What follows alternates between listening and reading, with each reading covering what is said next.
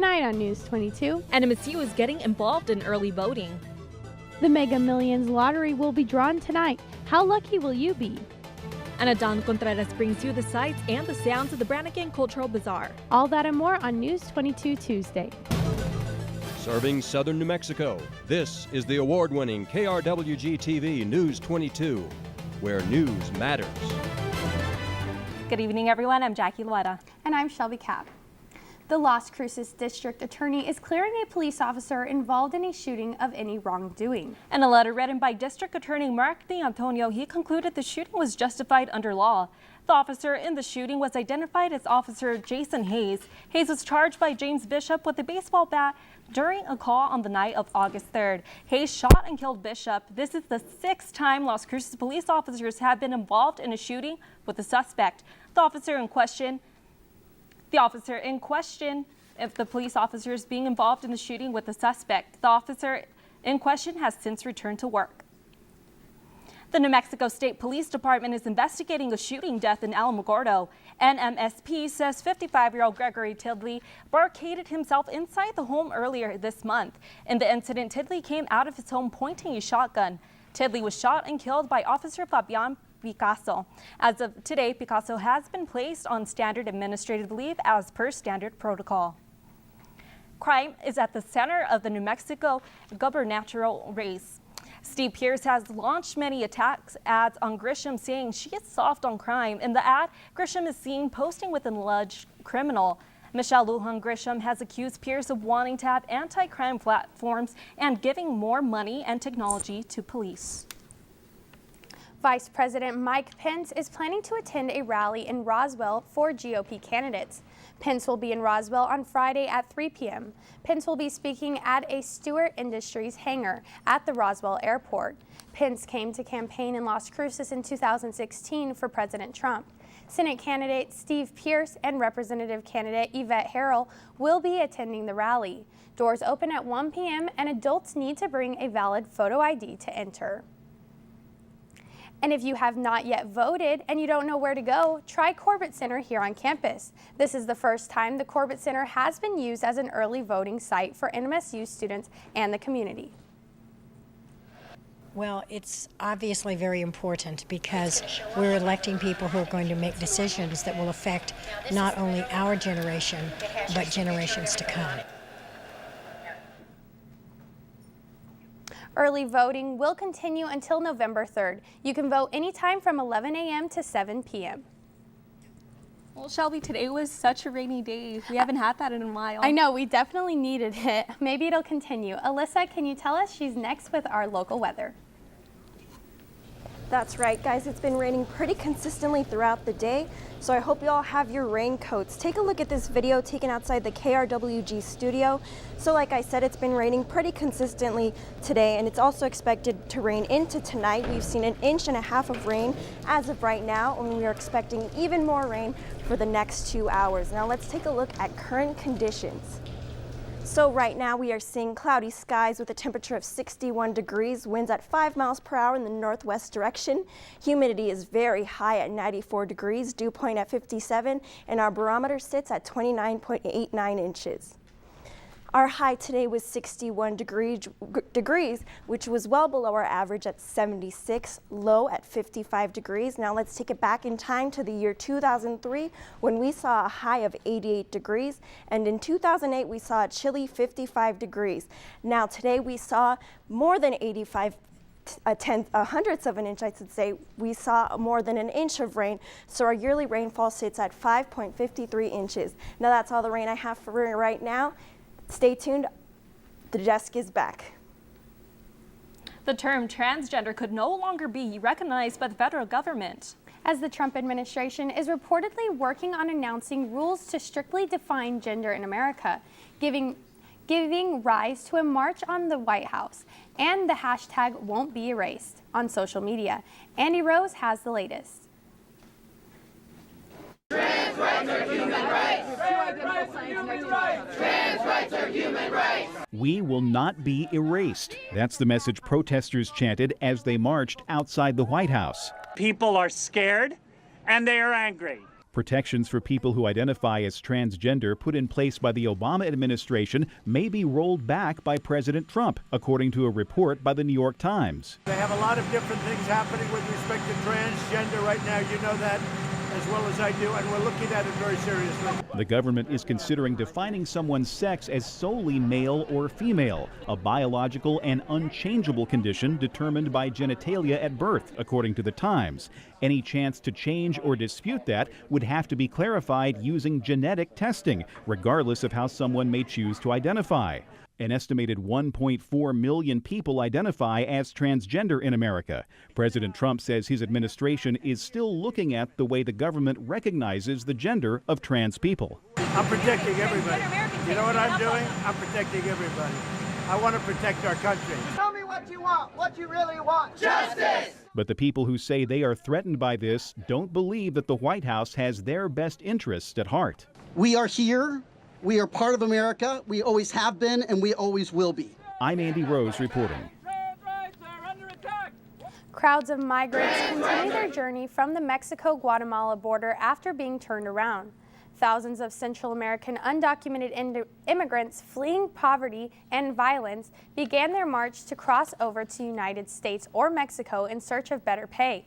From Friday to Sunday, 1,028 people requested asylum in Mexico. Authorities then began allowing a trickle of migrants, starting with women and children, to pass through the gates and board buses bound for refugee camps.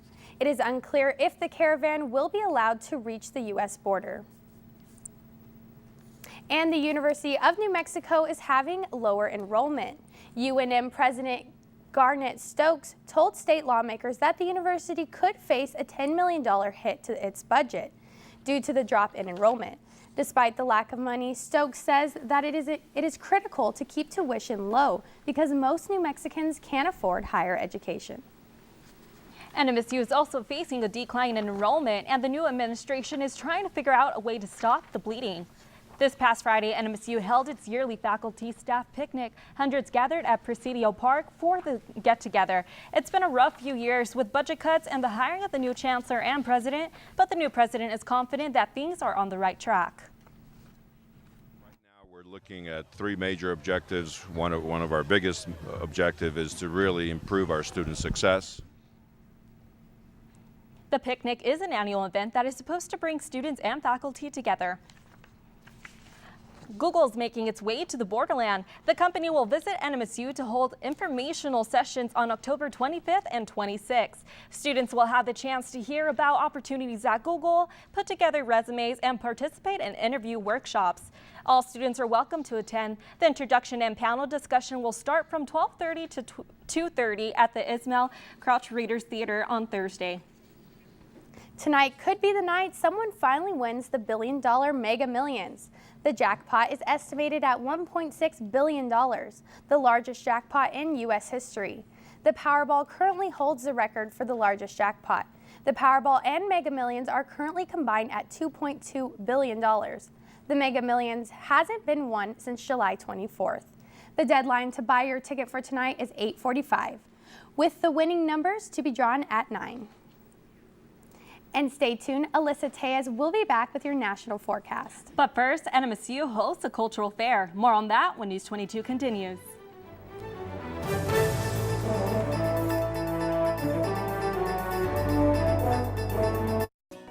Join KRWG Public Media as we partner with KOAT Action 7 News to present a gubernatorial debate between congressional representatives Michelle Lujan Grisham and Steve Pierce. The candidates will answer questions on a variety of important issues affecting New Mexico. Join us on KRWG Public Media for this election 2018 special, Thursday night, October 25th at 7, with an encore Saturday night, October 27th at 5. KRWG Public Media would like to thank the Border Artists and Cutter Gallery for the benefit show What We Love. A portion of proceeds from art sold at the show will help your public media organization. The art will be on display through November 3rd at the Cutter Gallery at the corner of El Paseo and University in Las Cruces. What We Love, benefiting KRWG Public Media.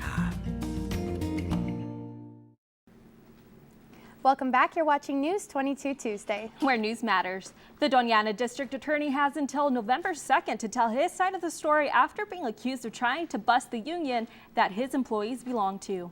The employees of the District Attorney's office voted recently to join a union, and now they claim that he is firing people who voted to join that union.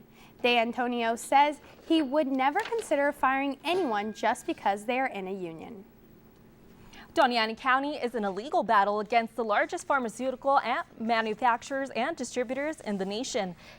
The county is claiming the pharmaceutical industry is to blame for the country's opioid crisis. They say manufacturers and distributors push highly active, dangerous opioids and tell doctors patients using these prescribed drugs rarely experience addiction. Now, Doñana filed the suit after recording the 4th highest number of opioid-related deaths out of the 33 counties in New Mexico. Dads, you want to be able to be healthy and active so you can run around with your kids and set a good example. But did you know that what you do before starting a family could actually impact their health? According to a new study, dads who exercise before conception might be passing along better genes. Louis Garces has more on this in today's Health Minute. By now, you've probably heard how important it is for a woman to have a healthy lifestyle before and during pregnancy. But according to a new study, dad's diet and exercise habits could have an impact on the child's DNA too. The study was done both here at Ohio State and at the Joslin Diabetes Center, and what we were really trying to look at was how the paternal side of things could influence their offspring into adulthood. Researchers split male mice into 4 groups. 2 were fed high-fat diets and 2 got normal diets. Within those groups, some were sedentary and some were free to exercise. The result? Both sets of mice that exercised, no matter their diet, had healthier offspring. What was really interesting to us is with the paternal exercise, we actually saw the effects in both the male and female offspring, and we saw that it really improved glucose tolerance, insulin sensitivity, and decreased fat mass and body weight in the female offspring in particular, really throughout their lifespan. And you don't have to join CrossFit for a year before starting a family. Becoming more active just 1 month before conception can make a difference. That as long as they're exercising, be it going for a 30-minute jog, for a 30-minute walk, kind of moving more than the normal, we're seeing at least some of these same effects. For today's Health Minute, I'm Louis Casares. Country music artists are on the road again after visiting Las Cruces this past weekend. The Country Music Festival took place Friday through Saturday and included more than just music. Despite the weather, Las Cruces came out to enjoy the concerts, children's activities, and food. Well, there's another hurricane in Mexico as of right now, Shelby. I know, and I heard that it's called Willa, which means that we are already into the W's this year, which is not good. And Alyssa is going to tell us more. She has our weather.gov national forecast. All right, let's take a look at Hurricane Willa. Now, it hasn't touched down quite yet. It's expected to touch down later this evening. They are expecting very high winds at 120 miles per hour, so it's very dangerous out there, and it's moving at 10 miles per hour north. Now let's take a look at my next map. We'll see what cities are being affected. Now, Mazatlan, Puerto Vallarta, and Playa Perula are expecting tropical storm warnings, and Tuxpan is expecting a hurricane warning. Now, it was formerly a hurricane category 5 warning, but is now weakened into a category 3. Now, let's take a look at my next map. We'll look at the effects in the United States. Now, moisture is expected to come into Dallas, Memphis, and New Orleans because of a low pressure system. Now let's take a look at my next map. We'll look at temperatures around the country. So in Phoenix, they saw an 86 degrees, El Paso at 69 degrees, Kansas City at 64, and Billings at 64 degrees. Now that's all the national weather I have for right now. Stick around, I'll be back with temperatures around the region.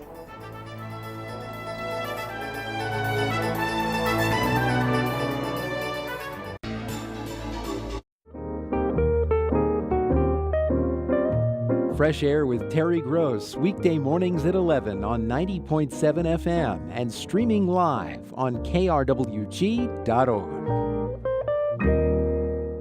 From the iconic big cats to the little-known small cats, nature's 3-part series brings these superstars into the light. Join us for 30 expeditions across 16 countries to meet over 30 amazing cats. Wednesday at 7 p.m. on KRWG-Public Media. The Concorde, a triumph of technology. An airplane that can still outperform most Air Force jets. Cruising at twice the speed of sound. The ultimate in luxury. Until tragedy struck. Are we ready for a new generation of supersonic flight? This is going to change the way all of us get around the planet. Flying supersonic on Nova. Wednesday at 8 p.m. on KRWG-Public Media. Welcome back. Let's take a look at temperatures around New Mexico. In Farmington, they're seeing 58 degrees, Clovis at 58 as well, Roswell at 62, and Deming at 62 degrees. And for tomorrow, Santa Fe is expecting a high of 54 degrees, which is very cold. Clovis 49, Ruidoso at 56, and Roswell at 59 degrees, as well as Deming at 70 degrees. Now let's take a look at temperatures around New Mexico. In Alamogordo, they're expecting an overnight low with 56 degrees with some rain. Tomorrow, they're also expecting some rain at 65 degrees. And in Truth or Consequences, they're expecting an overnight low of 57 degrees, also with some rain. And tomorrow, thunderstorms with a high of 61 degrees. And in Silver City tonight, they're expecting an overnight low of 50 degrees. And tomorrow, partly cloudy skies with some rain as well at 66 degrees. And finally, in Las Cruces, we're expecting an overnight low at 58 degrees. We're also expecting some showers. And tomorrow, we're expecting a high of 70 degrees with some rain as well. Now, that's all of the weather I have for right now. Stick around. I'll be back with your 5-day forecast. Today's weather is not very good for an outdoor festival, but it did cooperate over the weekend. The Branigan Cultural Center downtown hosted the NMSU Cultural Bazaar on Saturday. NMSU's Adan Contreras took his camera there and captured the sights and sounds.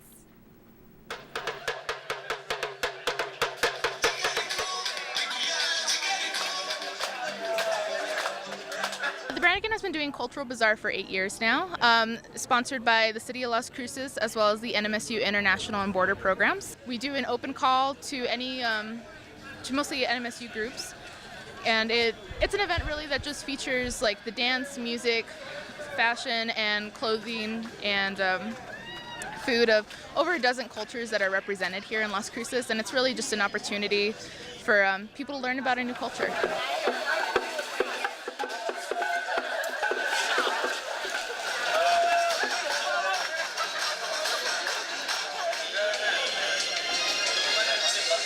When I heard the music and saw the different delights here, I just couldn't resist.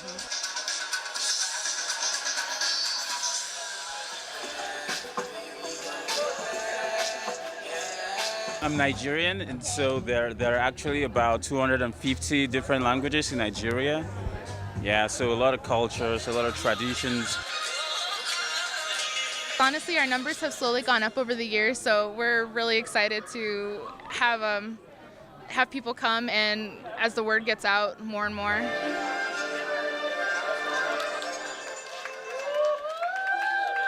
My message to the American public is get up off of your couch and your chair, put down the TV remote, stop eating, and leave your house and go see how it is for someone else.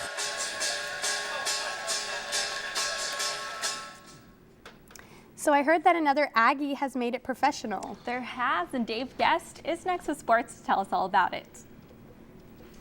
Thanks, Shelby and Jackie. Coming up in sports, we take a look at how the Aggie football team fared this past weekend and more. You can toss that remote because News 22 Sports is next.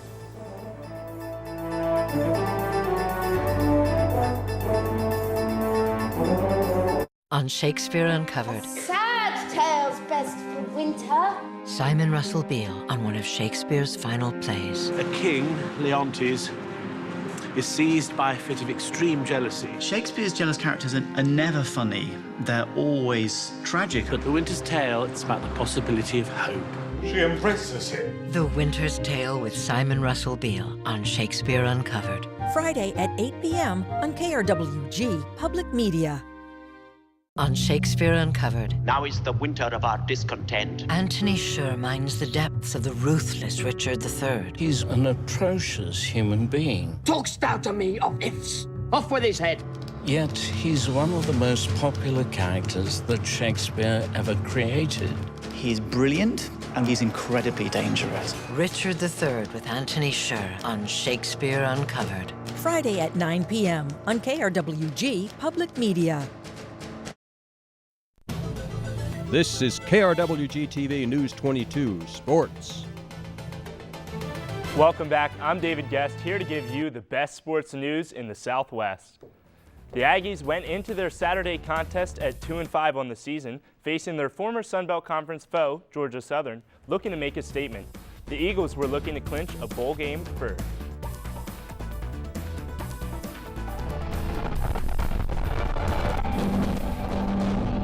New Mexico State came sprinting out of the gate, commanded by freshman quarterback Josh Adkins and senior running back Jason Huntley, who crossed the goal line for 2 first-quarter touchdowns.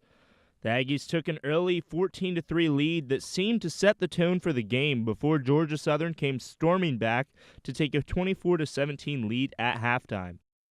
I'm just expecting them to turn it up a little bit more, to get a little bit of outside containment, because I'm seeing a lot of players going off to the right-hand side, so a little better containment, trying to keep the ball in the middle of the field and so that the linebackers and D-line do their thing, kind of stop the ball. The Aggie defense looked to flip the script in the second half. Georgia Southern wore down the Crimson and Black defense on 4 consecutive scoring drives. The Eagles' ground attack proved too much to handle on rushing scores from halfbacks Wesley Kennedy III and Monteo Garrett.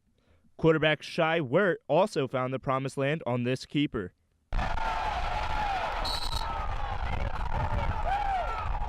Loyal Aggie football fans are hopeful they can turn this season around. Looking ahead, we got Alcorn State here in 2 weeks. So it's an FCS opponent, so that's a guaranteed win per se. That's the way it's supposed to go. And then we got Liberty. So hopefully, if we can get this game, we can flip it around and we can win this. We can go 3-5 with 3 winnable games. It was a completely different game in the second half. Georgia Southern ran their way to a 31-point lead. New Mexico State had a very difficult time stopping their running game. Georgia Southern finished with nearly 400 yards on the ground. Final score, 48-31, Georgia Southern. Aggies fall to 2-6 on the season. 2 city rivals faced off this weekend in the city of the Cruces. Las Cruces High took on Oñate Friday night at the Field of Dreams.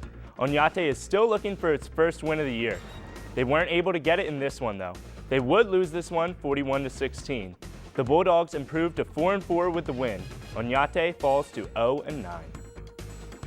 NMSU volleyball continued its winning ways over the weekend. The team hosted CSU Bakersfield Saturday at the Pan Am.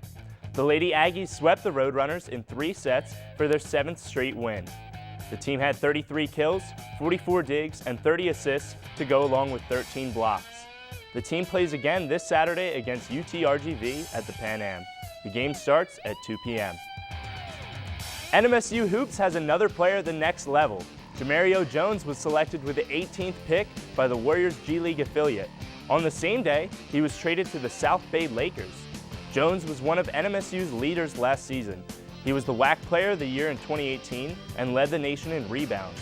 South Bay says he can be the difference maker for their team, and they had a lot of motivation to get him on draft day. And that's all for sports tonight. Join us for more sports action tomorrow. Still ahead, Alyssa will be back to take a look at your 5-day forecast. But first, a crashed ship takes flight. More on that when News 22 continues.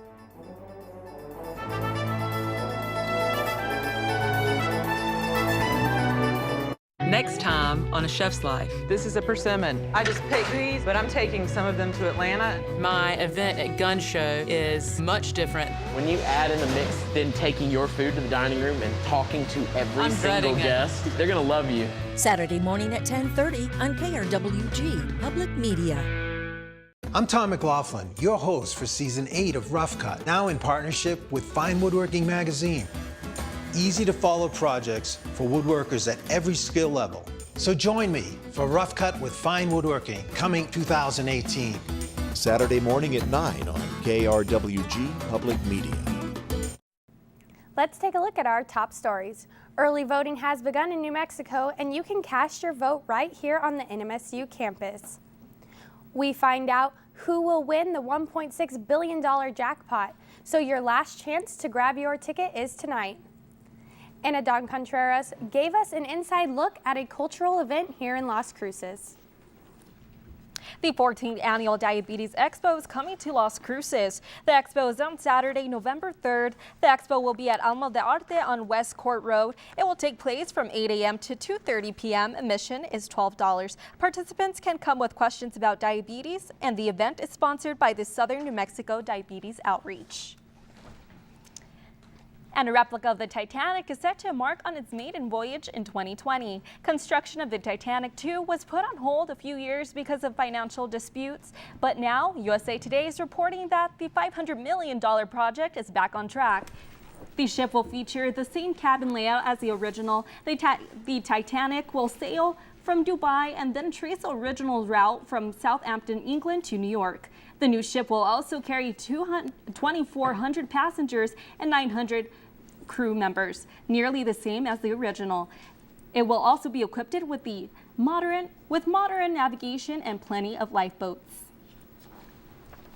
Well, hopefully they have a safe voyage. Well, yeah, it's pretty cool that they're actually doing that. It's finally happening. Very cool. Okay, can you tell us a little bit about how our 5 days are looking, Alyssa? Yeah, so it's actually going to start clearing up after tomorrow. We're going to see some showers at 20%. And then after that, we're going to expect some good news. It's going to clear up after Thursday, sunny skies throughout the weekend. So it's going to be a nice week. Awesome. I'm excited. And don't forget, you can catch all of today's aired stories and past newscasts on our YouTube page at youtube.com/KRWG News 22. And follow us on Twitter, Instagram, and Snapchat for show updates and the latest on what the News 22 team is up to. That's all for News 22 tonight. I'm Shelby Cap. I'm Jackie Loetta. And I'm Alyssa Tays. Good night. Good night.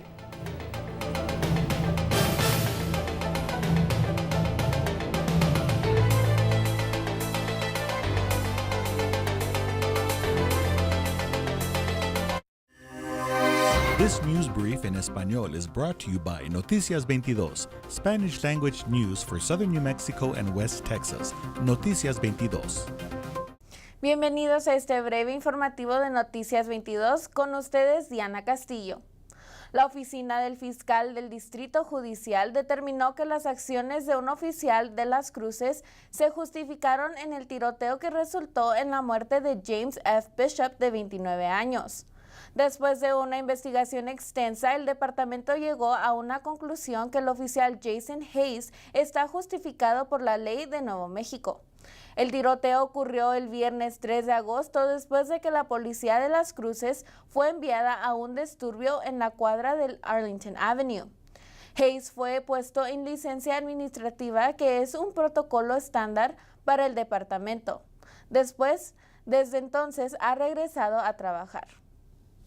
La policía de Las Cruces arrestó a un hombre sospechoso de haber cometido un robo a mano armada a un vecino en la noche del miércoles. El hombre fue identificado como Luis Eduardo Robles, de 36 años. Investigadores descubrieron que un hombre conducía a su casa el miércoles por la noche cuando vio a Robles agitando una linterna en su dirección. Robles sacó una pistola y le ordenó al hombre que le entregara su celular. La víctima entregó el teléfono y Robles huyó del área a pie. La víctima llamó a 911 y la policía la arrestó. Para Noticias 22, Diana Castillo.